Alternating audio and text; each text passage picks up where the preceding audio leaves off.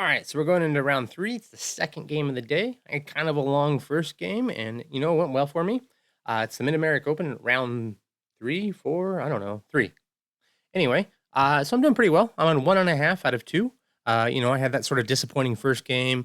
I got a nice win in the second game, and then so I'm hoping that by this point I'm going to get paired up because that's the whole reason I'm playing in this higher section is because I want to play stronger players and try to get more rating points and get more challenge and get more experience. Anyway, I got paired against a 1750, which I wasn't super excited about because again that's getting paired down a fair amount, and I was hoping to get paired the other direction. So anyway, let's dive in, take a look at this game. As usual, there'll be a link in the description with some more information if you want to take a look at the game. And let's dive in. All right, so I got the white pieces, and things kick off with of course, I'm playing my d4. We get knight f6, which always a little frustrates me. I mean, not frustrates me, but I just prefer playing these Queen's Gambit lines. We can still transpose. We get e6, and, now it's not clear. Are we going to get an IMZO or are we going to get a Queen's Gambit decline? Well, we got an IMZO, which I'm not super thrilled with. The NIMZO is a really challenging line, actually, and there's a lot of different types of setups, and it's interesting. I need to learn to embrace it better than I have. I'm starting to become more interested and more familiar with the positions, but I went ahead with this knight f3, which is the Kasparov variation or the three knights variation. I play this because it's a little bit less common than some of the other lines, and I think it gives us good chances to at least not be out-prepared by our opponent. So b6, and now bishop to g5, and now b7, e3. And black's main idea is they want to try to play this move, play f5. They want to go into sort of this like Nizmo Dutch setup where they have pressure on the e4 square. This pin is obnoxious. And okay, fine. We just castle to c1, which is the computer gives us a question mark move, but it's the prep. And it's not really question mark move. I don't know why the computer does this. It doesn't like some openings. We get d6, which is a really flexible and pretty obnoxious setup for black because you don't really know where they're going to go. They can go e5, they can go c5, they can still capture here. But at least now we're not going to have these doubled pawns and they get this sort of obnoxious pressure against the c4 pawn. I play bishop to d3. Already, I couldn't really quite remember because this idea of playing d6 early is not something that we cover from this exact move order, and I wasn't clear whether I wanted the bishop on e2 or d3. I decided that, bishop d3 seems more active. Let's do it. Here they took, which I think is probably a mistake. They probably want to wait for a3 for me to take. There's no real reason why they got to do that immediately. So I capture, we get h6, bishop h4, of course, and now knight bd7. And the point being that they still want to play g5, knight e4. And if I had been really thinking about this, there's actually kind of an interesting idea of just dropping the rook back immediately so that when they play here, it doesn't come with tempo. So for example, if now g5, this is quite nice as we go g3. If they come in with knight to e4, now we have this knight d2 idea, which is what we want all along. But with the rook still on c3 because of this capture, it's not really possible. And if they're not careful, we might just go h4. We haven't committed our king yet, which is kind of the critical point here. But I think that playing rook to c1 here is a really subtle nuance and probably going to be a bit tricky to come up with this on your own without having seen it before.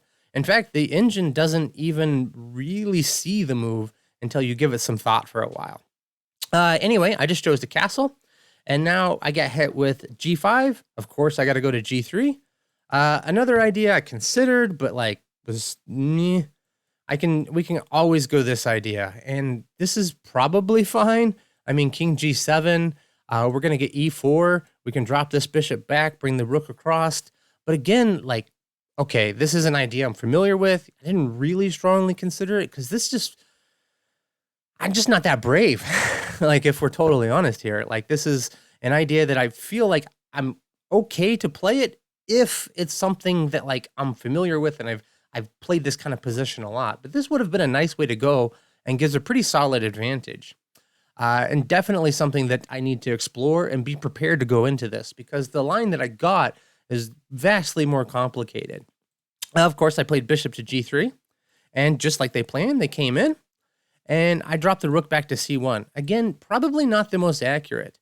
uh, I end up having to take on e4 anyway, and it's probably best to do it right now. So we take, they take, and now we have some options. We can go d5, try to shut the bishop out, or we can go with this pawn. Either way, this bishop lives. They're not getting time to play this f5, and they're probably not going to establish a knight here. And I think in this scenario, we're probably doing okay. We could even see about dropping the knight back to e1, playing f3. The knight will come back out to d3. We have this f2 square for the bishop. This would be a nice way to go. Instead of this, we had rook c1, and now f5. And I know the engine thinks that this is a mistake initially, but when you let it think longer at a further depth, it actually prefers this and thinks it's the best way to go. It's also the most natural way to go. And now I'm in a bit of a conundrum because the move I would like to play is knight to d2. And you can play knight to d2, but I was pretty afraid of it because I thought that, for example, something like captures, and I didn't quite see that they can't play f4, but I was really worried about this bishop getting stuck because there's no way to really get it out, and we don't have a great position. So, for example, the queen can come out to f6. f4 is now a pretty serious threat, and I've got to probably play f4 myself, which is not something I really wanted to do. There's this hole on e4. e4 itself is going to be difficult to play, and I just really didn't like this and didn't feel that comfortable in it. So after f4, I felt like I had to take, and they take back, of course. And now, so I've wasted this move playing rook back to c1 when I could have the exact same position, only my rook would still be on c3 and f5 would not have been played yet. And here again, I really wanted to play knight to d2, but this is not an easy position to try to come up with. The idea is that I can meet f4 now with just capturing here, but that's not that clear. If the bishop tries to move, well, then it's still not so obvious. So for example, something like this, but they can probably, I thought if f4 now, I can come back out, which is like my main idea of why I wanted to play this f3 to get myself a square. And this is tricky and it's complicated, and I wasn't sure how I felt about it. So for example, if we capture here, this is no good because of course we grab this. They grab here, we can take with the knight, we've just won a clean pawn, everything's all fine and dandy. But instead, I chose to play h3, which didn't feel good, it didn't feel right. You know, in the clear light of day, knight d2 seems pretty obvious. But in the moment, it seemed less obvious and I was less sure. So here, knight f5, and I played c5, because I felt like I had to do something. Because if I don't do something, I was worried that f4 was going to happen. My bishop was going to get shoved back to h2 and just be locked out of the game. g4 was going to be a problem. And I thought if I don't try to create some counterplay somewhere else on the board, kind of like when I played c5 in the last game when I was getting pressure on the king side. And here my opponent just shocked me, completely shocked. They took here, which is a huge mistake. I mean, this was like, whew, massive relief, because when this pawn has gone from d6, e5 is suddenly like this magical square, and I'm totally happy, totally free, and I think now I have a really great game. Of course, I was happy with the queen trade. I mean, this king's totally exposed, so maybe I would like to keep the queens on, but I have freedom now, and I can get my pieces out.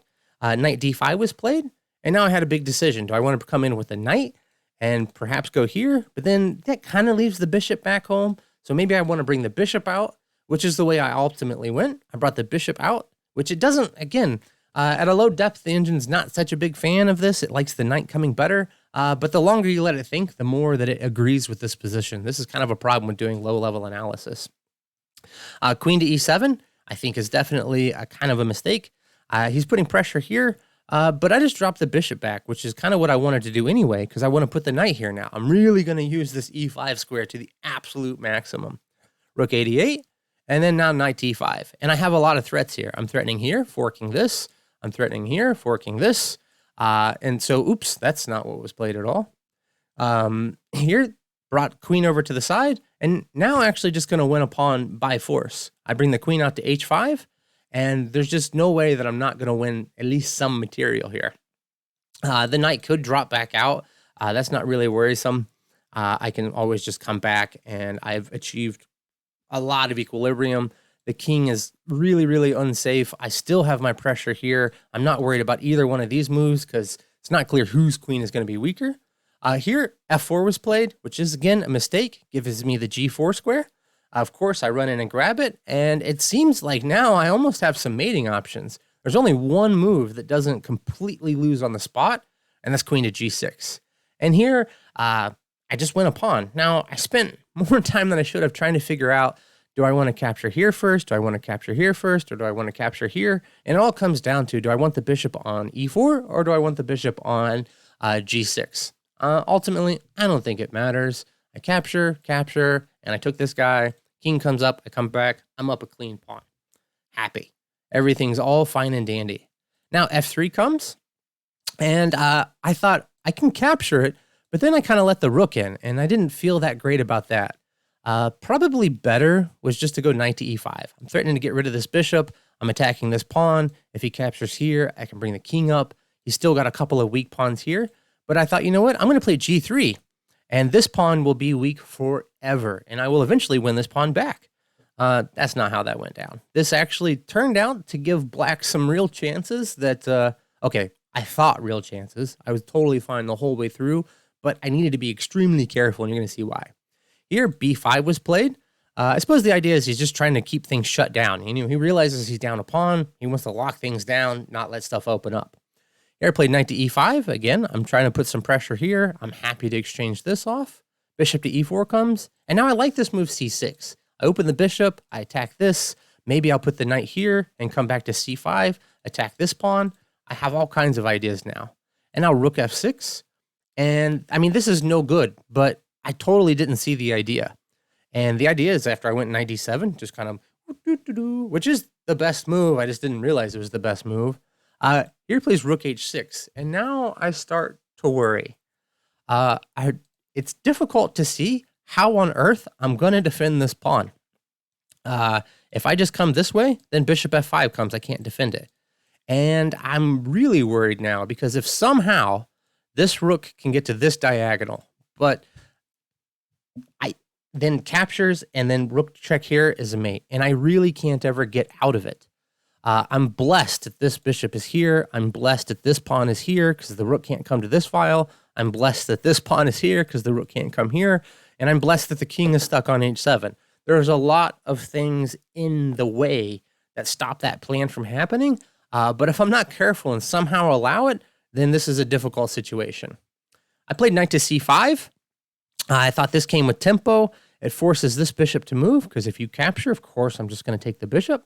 So, for example, takes, and you're not going to get a rook to this file. Say, put king to g6. I mean, how do you even get there? Like, you got to come like here. That's 3 moves. Surely I'll find something to do. Although I was still worried and needed to be a bit careful because I can't really escape with my king. I can't play like king d1, rook f1, or king f1, king e2, king e7, because the moment I go to f1, mate. And it's because I left this pawn here on f3. I did not realize how much uncomfortability I gave myself. I mean, the eval bar is saying like, plus 4.5, but it's not that obvious exactly how you do. Okay, here it is because I'm just up a piece and I can probably sack it back. But after bishop to f5, which is the move played, now I can play g4. And he's kind of forced to sack a piece because if the bishop drops back now, really anywhere, now I can play here, and then I can play here, and the king is totally safe. He's forced to takes, and now rook to h6, and apparently I can go rook fd1, or I can go knight back to d7, which maybe is even better. And shouldn't be that worried about that, because I can sneak my king up. Instead, I thought I needed to capture here, and after takes, I came here, and I thought this, and I thought, okay, fine, you just have to give back the material. This was my plan, is I'm going to give back the knight and just be up a couple pawns. And here I played king to h3, which was a move I was really pretty happy to find. But just rook g1 immediately is much, much, much stronger. You give this check. Now I come to g3. I can grab this pawn. If you grab here, well, now rook c5 comes, and I'm probably going to grab this pawn too. It's difficult to defend the knight. So, for example, you can try this, but now bishop to e5, and you've got to come back here, and rook to d1, and this knight will fall. But I didn't see this, and I was mostly just, how do I get safe? And king f3 seemed like a pretty safe way. It gives it a big double question mark, but I don't think it's all that bad. I did expect rook to g2, which is the best move, and my intention was to come here and meet this with, sorry, knight takes g5, and I thought here I should be more than happy. You can't take this because this bishop is kind of really awesome. But that's not what happened. Instead, he played rook h4. I swept across here. He came here, and I grabbed this guy, which hardly seems like a mistake. I know it says it is, but what I miss is, like, I can actually just come here. I can do the same kind of thing we were just looking at. This knight hangs. I would much rather grab this pawn. This pawn's going to fall no matter what eventually. So say rook c5, you try to defend it. I go bishop e5. You try to come here again, just like we just saw before. And I'm going to win a clean amount of material here, tons. Instead, I played king takes f3, just finally happy to get rid of that murderous pawn that caused me so much grief. He comes here. I played b3. Ultimately, this doesn't matter. It's going to end up being the exact same position that we got anyway. I should just capture here immediately and let him capture and then come back, and we get the same position. So I just waste the tempo. So I take, and then I grab here. Brilliant move. It's not that brilliant. Come on. I realize it's sacking a bishop, but not really. I would be happy if he takes, I take, and then I pick the knight back up, and I have an extra pawn here and an extra pawn here. This would have been a great thing. Instead, this was played. Of course, I have to come here. It gives it some of these moves are hilarious. Like, this is like an only move. Where else am I going to go? I go to g2. I'm just getting mated. I come forward, and it's an illegal move. I guess I can come here, and that's also mate. So, like, I know it says great move, but it's just funny. So c6, and I played here. This is a question mark move. I missed rook to a4, and this bishop's actually a goner, because if I try to come back here or here, this is a mistake, or not a mistake for them. It's just wins a piece, and I have to bail out and get some sort of a draw where I capture here and line the rooks up on the g file and give checks till the end of time. And that would not be a happy way for things to go. He had the same idea, but in a wrong move order here, and I realized my error and immediately dropped back so that I can get my bishop back out here. And, I've got to be careful because there is a pin here, and so I just need to make sure that this pin is not a problem for me. He comes up. I replace the rook with c5, and my idea was I want to attack this pawn, I want to attack this knight, I want to attack this pawn, and I'm slowly but surely going to make progress into the position. Knight f7, I bring this rook across, and he comes up, and I bring the king, just trying to improve the pieces. Maybe I want to come put the king on g4, rook e to e6. And here, I wasn't exactly sure the right way to proceed. So I decided, you know what? I got plenty of time. He's got plenty of time. I'm not in a hurry. His position is not going anywhere. He's clearly indicated that he's just going to play solid and try to, like, turtle up and just hold. And I thought, I'm just going to make some random moves for a while and see what he does. And I'm going to try to, hopefully he'll spend some time thinking, and I can come up with a plan on his time.